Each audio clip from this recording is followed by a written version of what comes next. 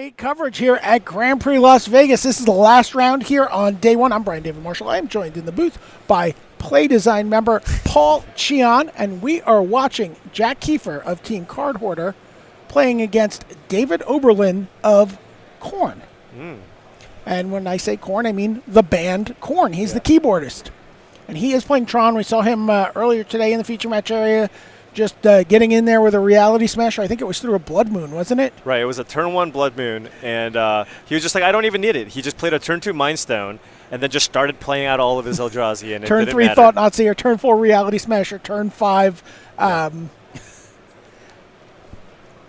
Yeah, and if you look Worm here, Coil Engine. There right, we go. and Woo, if you look here, long day. this is an excellent start for David. He's managed to resolve that expedition map. He's got a Cavern of Souls to actually fight through counter magic, naming Eldrazi, and he has 2 pieces of Tron on the battlefield, and he can get that third piece with the expedition map. So this is an explosive start out of David Oberlin. He doesn't have any creatures on the battlefield, but next turn I'm fully expecting lots of heavy hitters to enter the battlefield. So normally when we see a lot of these Tron decks, they're getting to the Tron, and then we see something like the Worm Coil Engine, or we see something like Karn come down, Karn Liberated. What do we see out of David Oberlin's deck? So there's a little bit less top end. It's a little more mid-rangey because you are playing Eldrazi Temple and you're playing Eldrazi. So you would expect David to play kind of things a little bit lower on the curve. I mean, they're still kind of expensive relative to where we are at in Modern, but he's going to have Thought-Knot Seers and Reality Smashers and Matter Reshapers for the early game. But he still has some top-end cards as well. He's got Walking Ballista, which is great once you have a lot of mana. He's got Endbringer and also 2 copies of Karn to go with Ulamog. So. All right. Well, here we see David Oberlin attempting to. Well, maybe not. Yeah, don't want to get a second piece of the Tron. Although Jack Kiefer does have that Field of Ruin. Absolutely, and that threatens to break up the Tron here.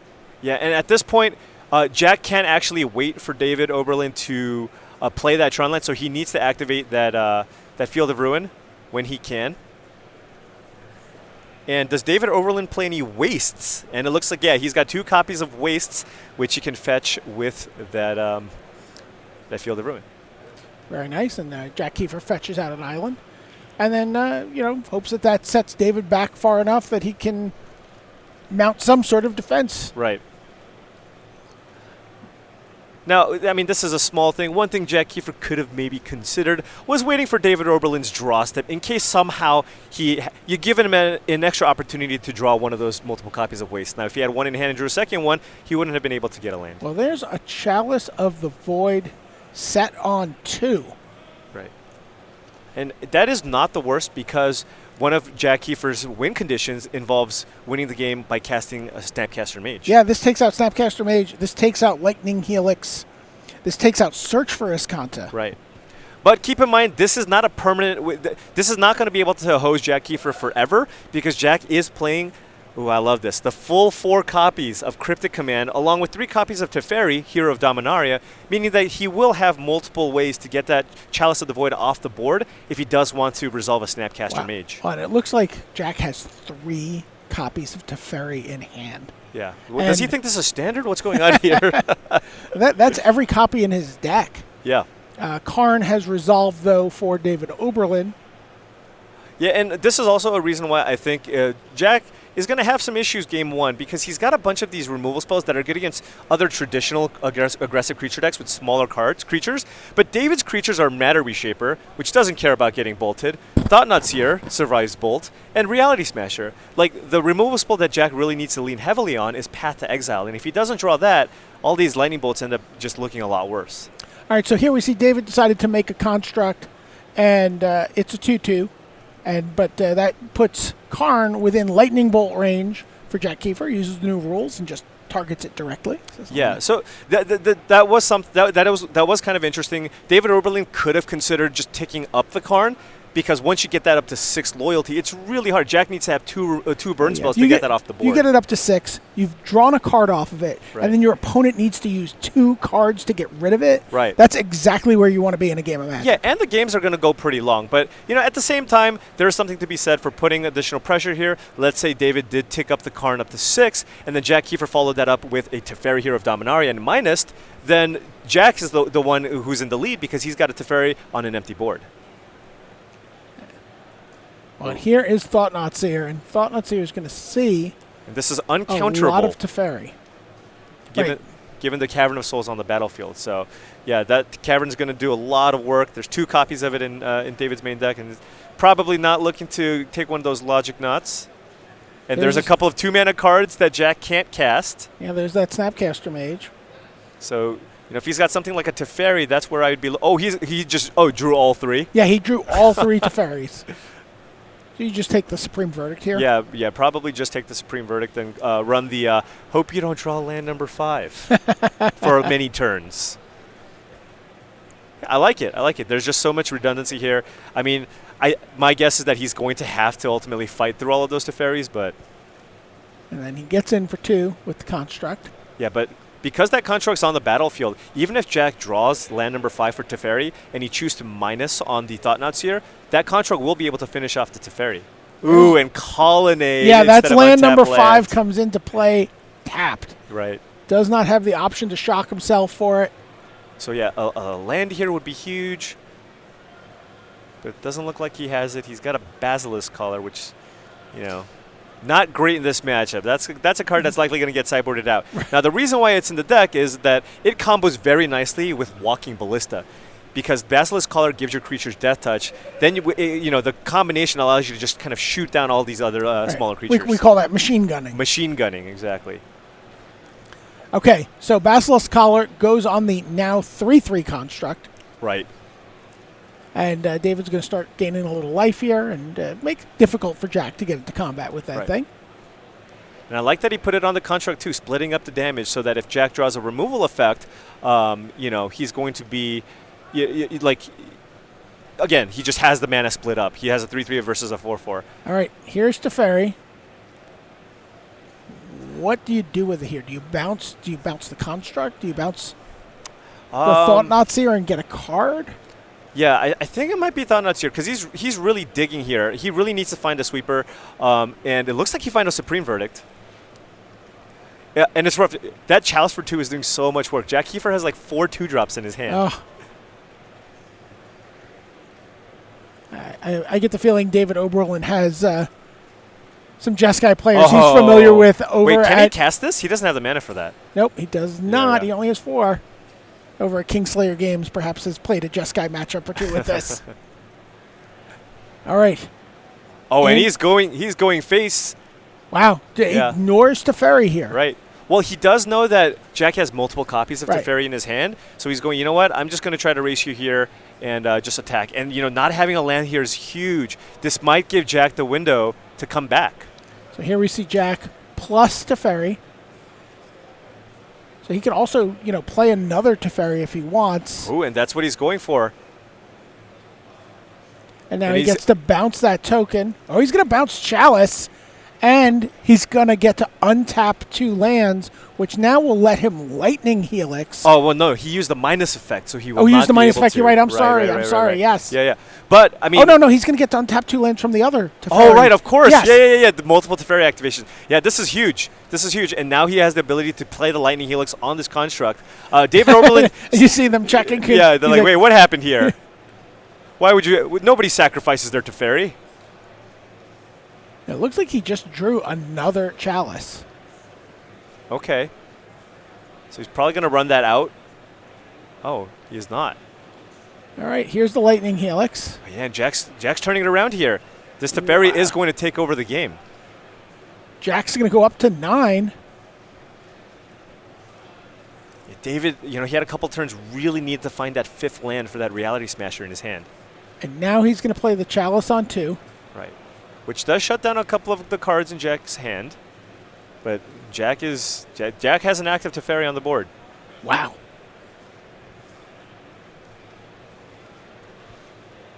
And this is the type of matchup where Teferi really shines. It's a kind of a slightly grindier mid-range matchup. And Teferi, I mean, once it's on the battlefield, it's so hard to deal with.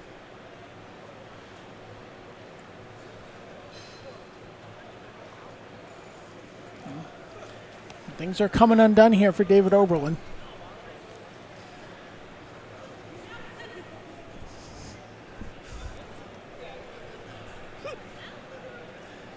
And by the way, that Celestial Colonnade now also able to get in the mix here. Right.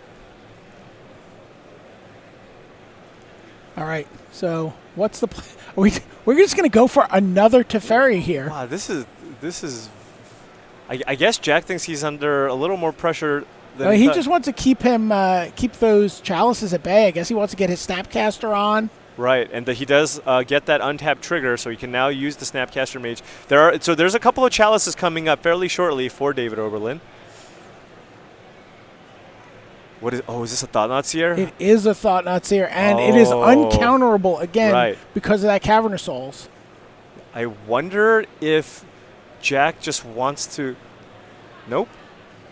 Yeah, so one thing Jack could have done there is play a Lightning Bolt with the trigger on the stack on the Thought-Knot Seer, then play Snapcaster Mage targeting the Lightning Bolt. Oh, wow. And then use the Lightning Bolt to get the Thought-Knot Seer off the board. Yep, we'll still be able to do that now. And Jack, just knowing that David has that Reality Smasher in hand is huge. Oh, yeah. I forgot we got to see that. So I wonder if he's going to go for this. Yeah, he can just fetch a basic land here. Go to 7. Does he have any way to stop that Reality Smasher from coming down? No, right? He needs to find a path to exile. That would be one way to do it. Also, he could keep up Bolt, Snapcaster Bolt, but that involves him discarding 2 cards to Reality Smasher's ability, and just doesn't sound great. Well, here we're going to see the Thought-Knot Seer sequence you talked about with Snapcaster Mage. Right. So he's going to get rid of that. He's going to go up a card. He's going to get to draw 2 cards on his turn again. So, yeah, David, the window is closing here. Yeah, there's another Lightning Helix. It's a lot of logic nuts that are probably getting sideboarded out. Wow. So now Jack wondering whether or not he can start getting in with a Colonnade. A couple of different options here. Again, David could draw Reality Smasher, although I'm not actually sure if Jack is aware of where, like, I know Chalice of the Voids are coming up soon. It might actually be coming up this turn. I think they might be the next 2 cards. Yeah, so if it's next turn, I mean, David might just have no other play but to play the Chalice for 2, and then Jack can actually use his counter magic.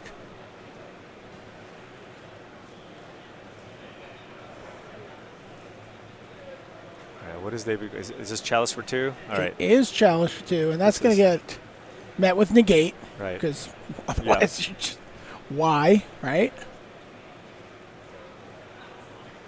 Jack's going to go to 6 here. Yeah, but but he wants to get that shock land. Just make sure he has a good mana. Gets pretty scary with that Reality Smasher looming. But again, I believe is the other Chalice. Chalice might be on top. And not only that, Jack is holding a Lightning Helix in hand, which could help with the racing situation. But he still has a lot of work to do because David Oberlin's at 24. Yeah, he is above starting life total. Yeah, but Jack has plenty of mana to work with this Teferi in play. Oh, there's a Cryptic Command. That's a big one. And David doesn't really have a whole lot of ways to interact. So there's even the classic, Cryptic Command something, and then like bounce my Snapcaster Mage. Right. And you can get a lot of value over the next few turns that way. Now we're at the sort of vigilant attacking and defending. Right, and that's the other Chalice. So Celestial Colonnade. So here comes another Chalice. This is going to get Logic Knotted, I assume. Yeah, Logic Knot for 1.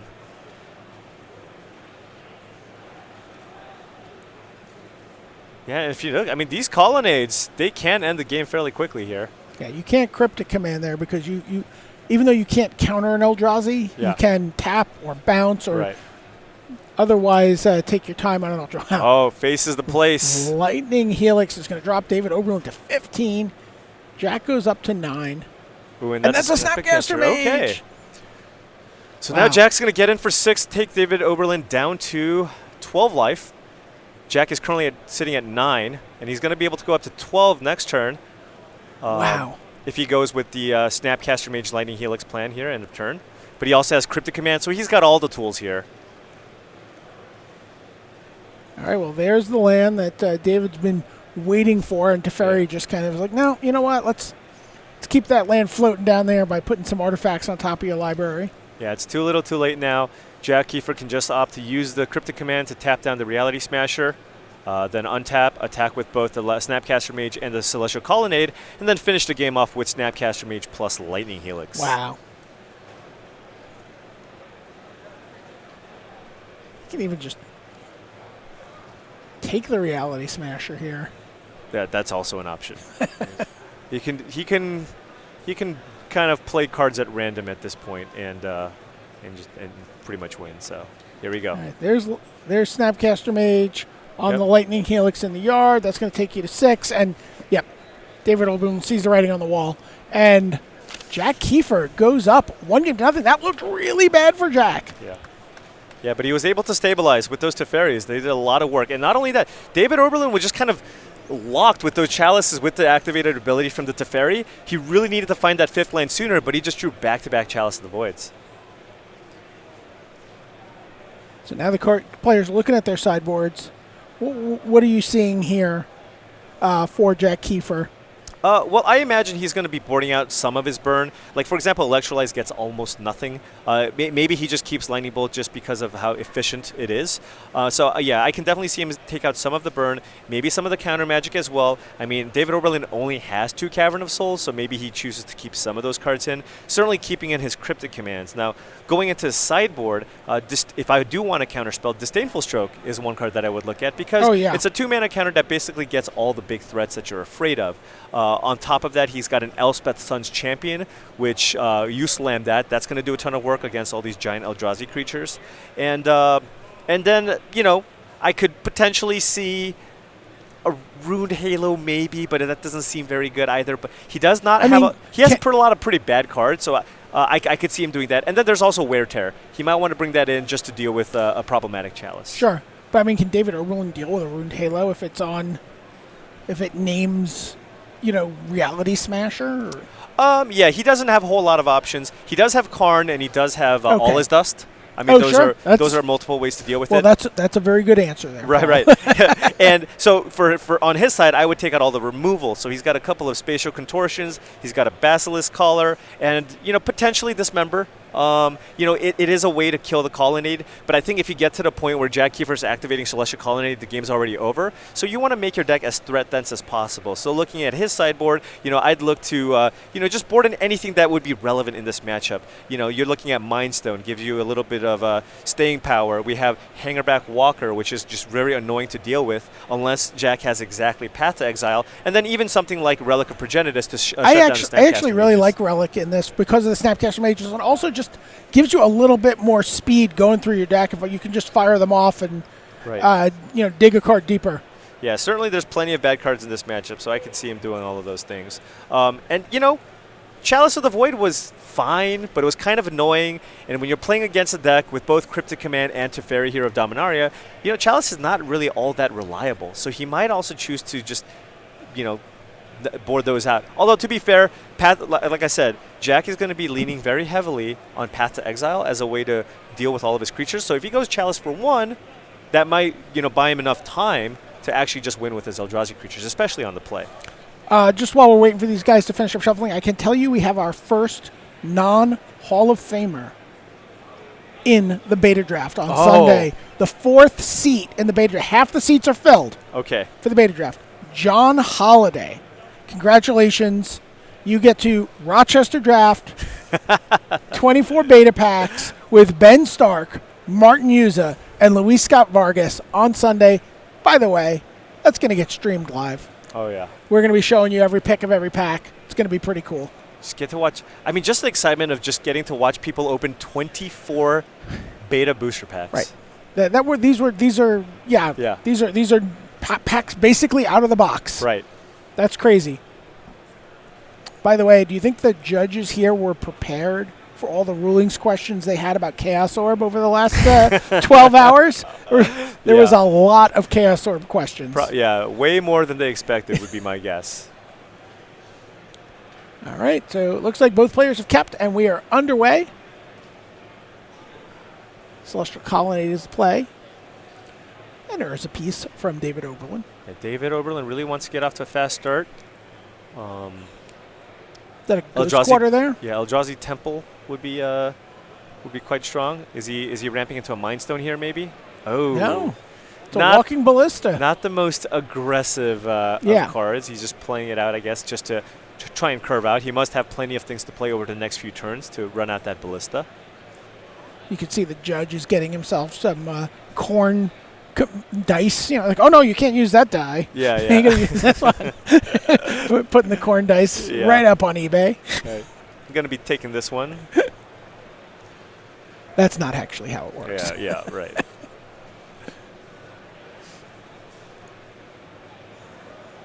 Oh, okay. So that's a turn 2 search for Ascanta. Okay.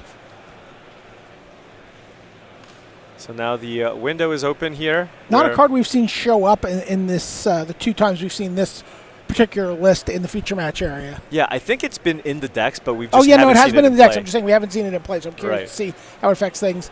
And an interesting mix of lands here from David Oberlin. He's got the Cavern of Souls. He's got the a little bit of everything.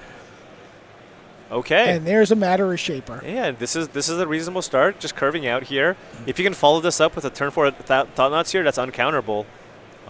You know, Jack is off to a pretty slow start, and he doesn't look like he has a lot of removal. Yeah, just ships a land away there. Yeah. Oh, no, never mind. That's a Path to Exile. So now a Serum Visions.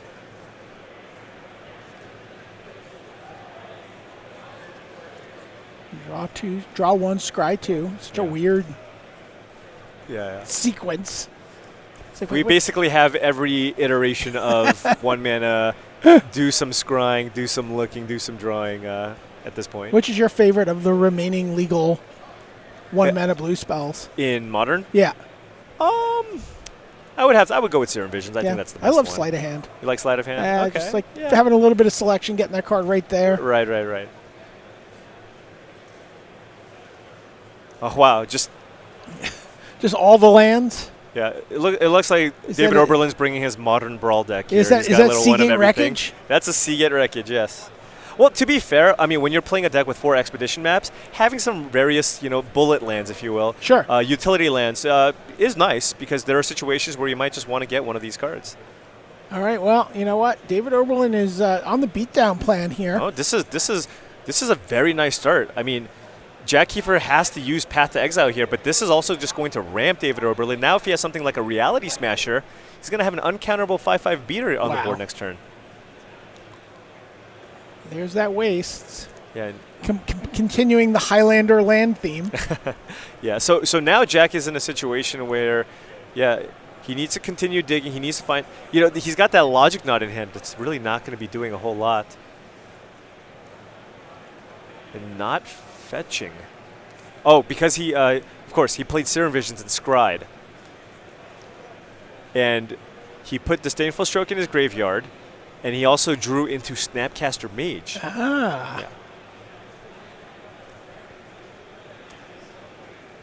All right, and he's going to pass the turn back to Oberlin. Yeah, so now Jack Kiefer is very close to flipping that search for Ascanta.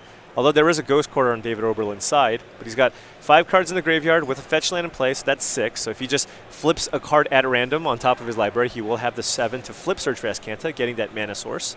And even if he gets Ghost Quartered, he can still get a land, so he might just be interested in ramping. All right, and he's going to take the 4 here. He's going to fall to 10. Yeah. This tells me he... /9 because of the Walking Ballista is sort of a constant threat. Yeah, this tells me that Jack is not too concerned about his life total. He could have played Snapcaster Mage into Path to Exile that turn, but he values having the counter magic up more, and he thinks he can just stabilize. And well, here's a second Walking Ballista.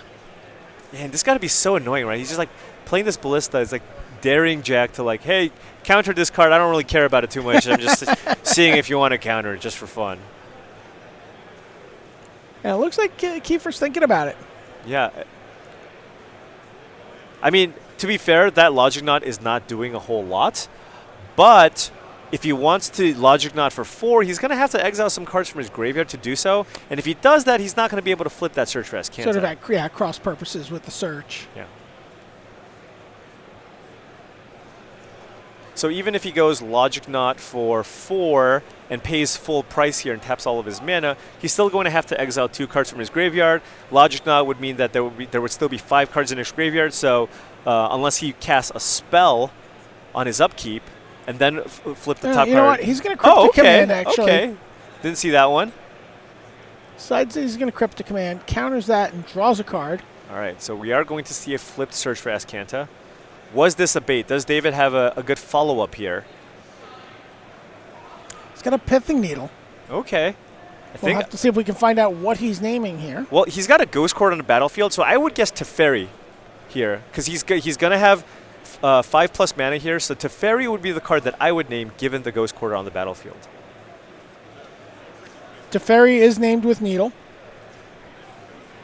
So, good call there. Yeah, and then now David Oberlin's like, hey, if you want to use your Search for Azcanta or your Azcanta at the Sunken Ruin, I'm going to make sure you do it on your turn so that you have less mana up to interact with a potential spell that I might play in following turns. And look, David Oberlin's, emptying out his hand, but he's got that 1 of Sea at Wreckage in play. He might be able to claw back in, and grind out Jack with that. And Jack, Jack's thinking about it. He is. It's kind of rough because he does have that Snapcaster Mage, but he's like, you know what? I got to get my value. I got to get my value. I'm sorry.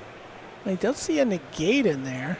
Yeah, which is just more counter magic, but it looks like, okay. Oh, or another Search for Azcanta. Yeah, another Search for Azcanta. This Azcanta the Sunken Ruin will go into the graveyard, but that will allow Jack to search out another land here, so he can play a Searcher if he wants, or he can keep up Logic Knot and hope that David Oberlin doesn't play an Eldrazi next turn and just play something like a Worm Coil Engine or whatever. Right. Yeah, Jack is he's at 9, so he's getting into some dangerous territory here. I don't think he's played a land. Wait, that was still upkeep, right? Yep. Yeah, I think that was an upkeep Ghost Quarter. I don't think he's drawn a card for his turn. Yeah. I see the Judge's Shadow looming over. They're going to just double check and figure this out.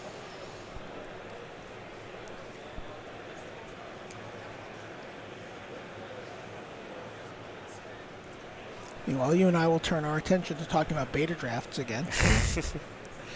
Have you done any beta drafts in your day? I've opened beta packs. Okay. I opened an alpha pack once. All right. I've opened plenty of unlimited packs. Okay. And I've drafted a ton of revised. And many of the cards are the same, right? Yeah. So. Yeah. And there's also that sort of sense of a couple of empty packs, empty spots with the lands. Right. From those early packs. Yeah. I think people want to open as little lands as possible and as many artifacts. Get the chance getting some of those Power 9 cards. What would be the most exciting card for you to see opened? Black Lotus. Come on. Really? I think I'd be more excited to see Ancestral open. Really? Yeah, I want to see a Black Lotus. I want to see a Black Lotus open. I want to see Sorry. That is the card. I might want to see a Chaos Orb opened. That would be fun. But I for me it is not close. I want to see a Black Lotus. And Chaos Orbs take a beating. Yeah. So there's not a lot of minty fresh out of the pack Chaos Orbs. Right. So we're still trying to figure out whether or not Jack Kiefer drew a card this turn, as there were some timing issues there where David, at some point used Ghost Quarter. Yep. On the Azcanta the Sunken Ruin. No, I thought that was during upkeep, but. Yeah. But just making sure this is a very important game as we are playing for day 2 of Grand Prix Las Vegas, the modern portion. Tomorrow we will have both modern and limited. It'll be day 1 of the limited portion of the second Grand Prix. But we're going to be staying with the modern GP on the stream. We're going to follow this tournament through. We're going to look at some of the cool decks early on in the day, and then as we make our march towards the top 8, we're going to see some of the biggest names in the game, trying to get, more pro points, more money, more just accolades as we head into the last Pro Tour of the season over the summer. Right. And then, of course, heading into Sunday, we will be covering the limited Grand Prix, and then, of course, the big tournament, the beta booster draft, the event everyone has been waiting for. Oh yeah, 4 players in. I don't even know if people care as much about watching the gameplay, more as they're just like, I want to see some cool old cards being opened. But that gameplay, it's a pretty big first prize. Right. It is an alpha starter deck. It is an unopened alpha starter deck and $2,500. Wow. Okay. So yeah, big prizes. John Holiday just won a spot today. That's the 4th seat in the draft, so that Yeah. means half the seats are filled. The other 3 of the Still 4 got seats 4. filled are Luis Scott Vargas, Ben Stark, and Martin Yuza. Oh, that's it? That's it. Okay, all right. Well, I mean, it's very likely that none of them have also drafted Beta, so it's just even, right? It's just equal. Yeah. Oh, yeah, because they certainly haven't been huddled over spreadsheets and doing all sorts of analysis. Oh, yeah. I'm sure they're looking through the card file and just like, all right, let's rank the colors. Let's try to figure it out. Well, it's interesting. Talking to Luis. Luis has a lot of time for that initial set of Magic. He thinks it is a very, very well-designed set. Mm-hmm. It's talked a lot about that. Did a podcast about it recently, where they talked about like it was like an alpha set review. Right. And he's like I'm really excited. He said I think this might be the most excited I've ever been for any Magic event in my career. Wow. And he said that in not patented Luis Trolley voice. It was that very, very rare, slightly tremory, sincere Luis Scott Vargas voice. Yeah, you don't see that often anymore. I've seen him have it for you actually on occasion. Yeah. You're not usually around when he does it. Right. And I haven't seen him do it, so as far as I'm concerned, it's never happened. So here we are. Eric Froelich, just called his loss in the top 4 yesterday one of the most crushing losses in his career. And if you follow him on Twitter, he's had a lot of crushing losses. Right. All right, Yeah. so the players are still working this out. Let's see if we can get an update from BJ on what happened. He's down on the floor. Maybe he can slip us a note or something, or get Rashad in our ear. Yeah. The judges just sort of working out the sequence. And Yeah, we're in a spot here where Jack does have I think what more they're doing right now is counting up cards. Oof. So they're counting up cards to see whether or not he's drawn for his turn, and then what you have to account for now when you're counting up these cards is, okay, well, you pathed him, so now that's a card that represents. It's so easy to make a mistake at this point, Yeah, though, yeah, right? yeah. There's just so Yeah, I many hate things. this, but- like Search for Ascanta has been activated a few times. What cards did he mill? What cards did he mill off the Search for Ascanta? So you have to think about that too, right? And then there was a Field of Ruin activated? I don't know. There was a Field of Ruin activated. Or was that the last game? I mean, that might have been last game. But the Ghost Quarter was There activated. was a Ghost Quarter the activated Ghost Quarter was as activated well. on the Search for Ascanta. Oh, boy. Yeah. So we'll let the judges figure this out. Oh, because, yeah. And we'll argue about opening Ancestral Recall versus Black Lotus. Yeah. I mean, I guess. Which card do you think would like if you're really trying to win, let's just say you opened some freak pack that had Right. both. And your goal is you've always wanted to own an Alpha starter deck. Okay. So you really want to win. Which would you take, an Ancestral Recall or a Black Lotus first pick? That's a great question. I would really have to know, like, the removal suite that's available. Of course, you have cards like Lightning Bolt, because like, what are you trying to ramp into, and then what are the good efficient answers, right? If is the Source of Plowshares in there?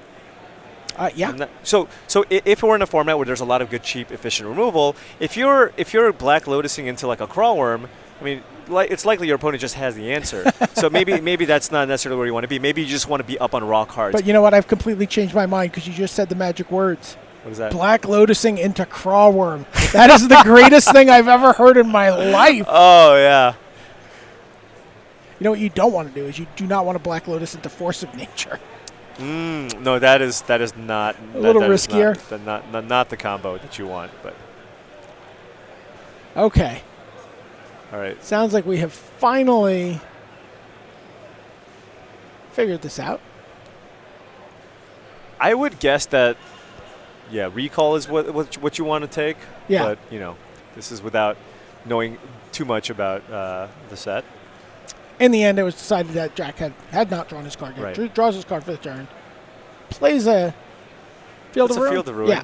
So he might, given that he has a bunch of counter magic in his hand, he does have an interesting decision. Oh, you want to get rid of that Ghost Quarter, don't you? Well, so there's a Cavern of Souls. I'm sorry, I right. meant the Cavern of Souls. Yeah, but he's also... I'm very tired. Yeah, it's been a long day. But there's also Seagate Wreckage on the battlefield, and David is running out of cards in hand. So he might be able to use that to draw a bunch of cards and take over that, or come back. So that's a tough choice.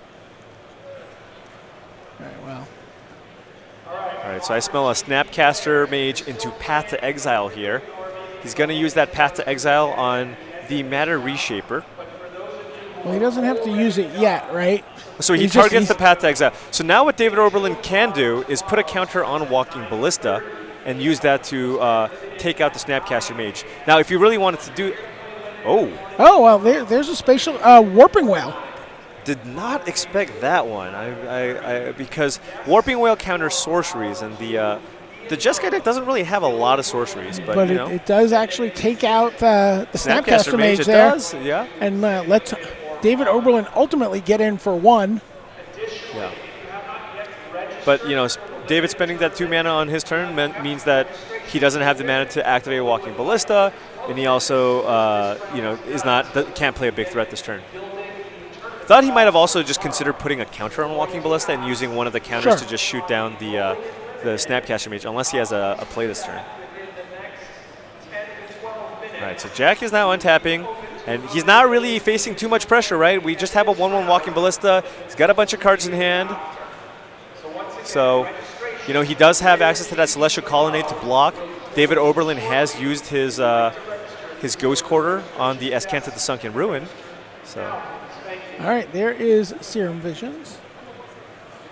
Now, there's still a search for Escanta in hand for Jack Kiefer, right? He just couldn't cast that last turn. So one thing I'd be really afraid of is something like a Thought-Knot Seer or a Reality Smasher off the top that's uncounterable. So Jack might want to consider using that Field of Ruin on that Cavern of Souls so that he can use the Logic Knots in his hand to counter whatever big threats that David Oberlin can play. Because if you think about it, if David is taking an entire turn off to draw a card with that Seagate Wreckage, that's fine. Because Jack's going to be so far ahead on cards with that Search for Escanta, and, he's just going to have a naturally better late game. All right, here he comes. He's getting in for one. Okay, so... Starting to get... a little threatening here for Jack. Then if he wants to start putting counters on it. Oh, and is this a Thought-Knot Seer? Oh no, it's just a second Walking Ballista. And this one you can counter. It is not an Eldrazi. And I think we are going to see. He's like thinking, what can he have? Does he have Simian Spirit Guide? It's like, nope, just going to Logic Knot for 2 here. All right, Logic Knot for 2. That counters the Walking Ballista. Still has that one he has to deal with, though. Right, and now the Search for Escanta is going to flip, and this is going to just... Wow! Well, remember, Teferi's still locked under Pithing Needle. That was a while ago, but it was still this game, yeah. Yeah. And we are definitely getting to Celestial Colonnade space. Was that a Damping Sphere? That sure looked like a Damping Sphere. That's a one-of sideboard Damping Sphere for Jack Kiefer. All right. So again, he has so much counter magic on the board. Now that he's flipped the Escanta, getting that Cavern of Souls seems like it might be something that you want to do here with those Field of Ruins, and he has multiple Field of Ruins in play.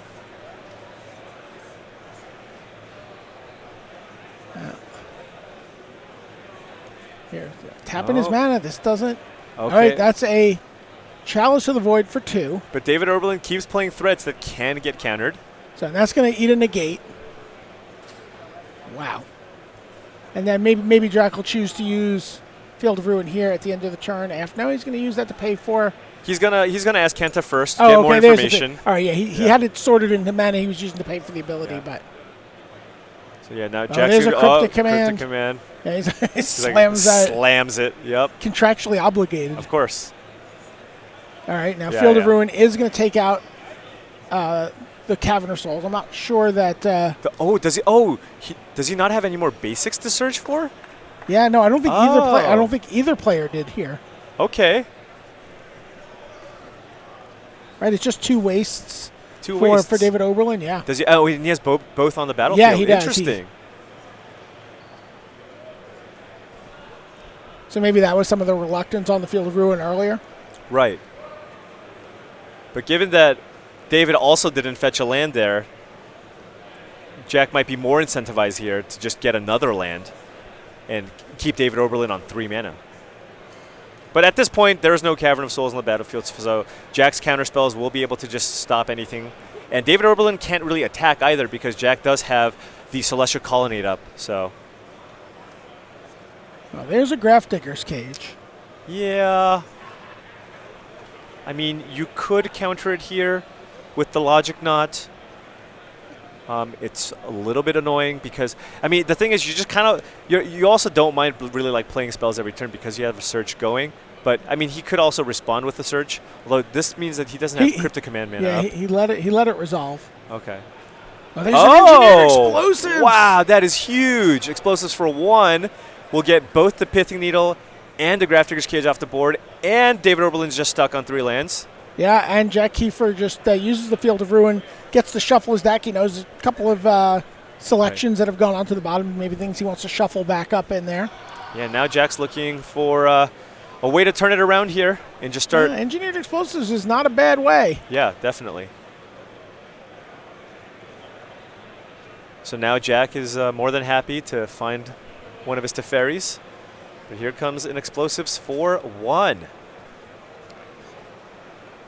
And really doesn't need to be in any rush here. He can still just play it patiently. Still has Colonnade up to keep the Walking Ballista back on bay. Do you? There's an expedition map. Yeah. You ever consider? It's not often that you get to counter a land. Right. You can here effectively. Yeah. But instead, Jack's like, you know what? I'm going to force you to tap 2 mana here. Right. Get the land right now. I mean, David Oberlin is very far away. David Oberlin might actually just go for a Ghost Quarter here and just get that Azcanta off the battlefield and try to play a longer game where he doesn't just get buried by the search. You know, he's going to get that Cavern of Souls. Cause okay. I think if he wins, it's going to involve sticking a Reality Smasher. That makes sense. It's just that search for Azcanta is just digging Jack deeper and deeper. So now Engineered Explosives resolves. Yeah. Explosives for 2. Or for 1, rather. Yeah. Yeah. That was the whole point. Right. And now Jack is going to dig. And there's a Wear Tear. I mean, hey, that's a removal spell. Just use it on the Walking Ballista here. Use all your mana. The thing is, he's basically got 4 mana tied up every turn, so just using all your mana every turn while just Azcantaing is the way to kind of just take over. Now he can just start comfortably attacking. I think he has mana to actually attack with Colonnade and Azcanta as well. Wow, and now he's got multiple. Another Cryptic Command. Yeah. Oh, and Jack is being very patient here. So young to be such a control player. Now he's the perfect age, which is any age. All right, Jack Kiefer just ripping through the top of his deck here. Yep. There's a Path to Exile. Little emergency axe behind the glass. Right. In case the Reality Smasher somehow sticks. But I mean, he's got all the answers. Oh, are we just getting aggressive with this Cryptic Command? Cryptic Command. All right, he's looking. I think he's card. looking for just like Snapcasters and Teferis at this point to just really lock up the game. Oh, there's Teferi. There it is. Ooh, are we gonna see? This might be a little greedy for this turn. We might see it on the following turn, but now there's that really cool interaction where you have Teferi and Azcanta the Sunken Ruin, and Teferi untaps land, so you can actually use Azcanta twice in a turn. That's so exciting. But given that Jack's already ahead on cards by a lot, I think he's probably just going to wait at least 1 turn before doing that cool trick. He's going to pass the turn, gets to untap 2 lands now.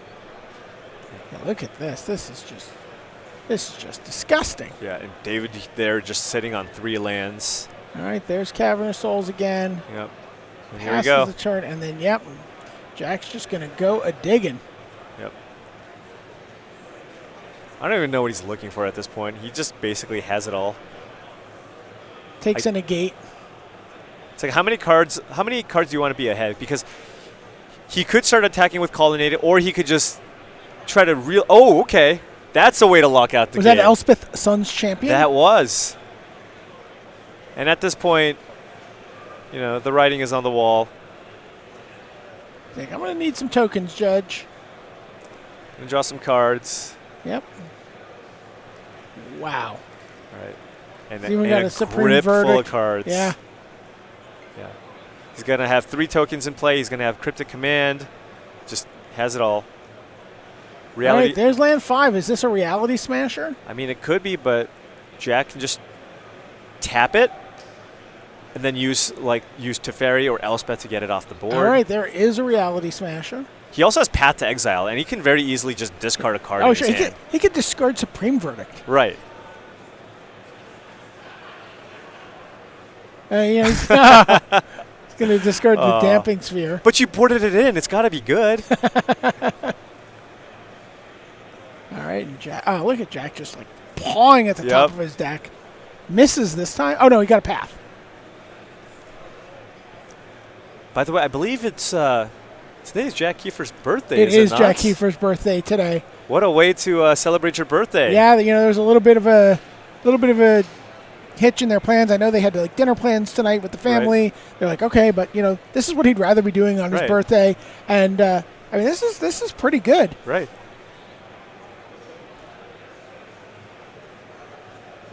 Activates Celestial Colonnade, gets in with 3 minions of Elspeth. Yeah, and then more minions and Teferi, untap your Colonnade. Still had all these. Oh yeah, this is the all thesiest. Oh yeah, the most all thesiest. Ooh, does he have to discard?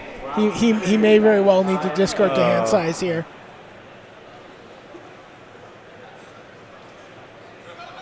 He's like, nope, I haven't played a land. Right. Now, untap 2. Passes the turn back. This is just... This really makes me want to fire up a queue. With the Jeskai control deck? Yeah, with the Jeskai control deck, yeah. Yeah. Oh, yeah. It is nice. All right. Tapping a bunch of mana here. Ooh, okay. This is 6. With the Temple, if he has some kind of 7-mana Eldrazi spell, all is dust. All is dust. But Cavern of Souls does not make spells uncounterable. I believe it's just for creature spells, so he can just use counter magic here. Yeah. Right. David's still fighting the good fight. Wow. Till the bitter end. Kind of want to see an emblem, or maybe multiple emblems. What are the most emblems we've ever had on camera? It would be nice an Oath of Teferi here. We would see a double emblem. No, you play designers in your Oath of Teferi. Honestly, it's more of just an Adam Prozac special. But, And then just everything into the red zone. Is this enough for David Oberlin? No. Well, he gets one more draw step to. I don't. Down to 3. I mean, Jack has multiple untapped fetch lands in play. Right. He's got it. Threatening both the Elspeth and throwing Teferi Serum emblem. Visions in the garbage. I don't need this. All right. All right, 8 mana. What we got?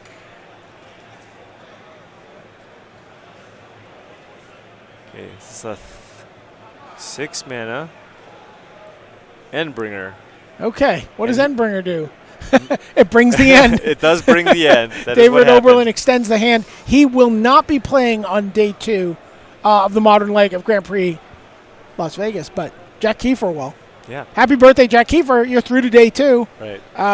Find out if David Oberlin likes Dominaria Sealed. Dominaria Limited. Yeah. That'll be tomorrow. Or maybe he plays in a beta sealed qualifier. Yeah, but still a great run.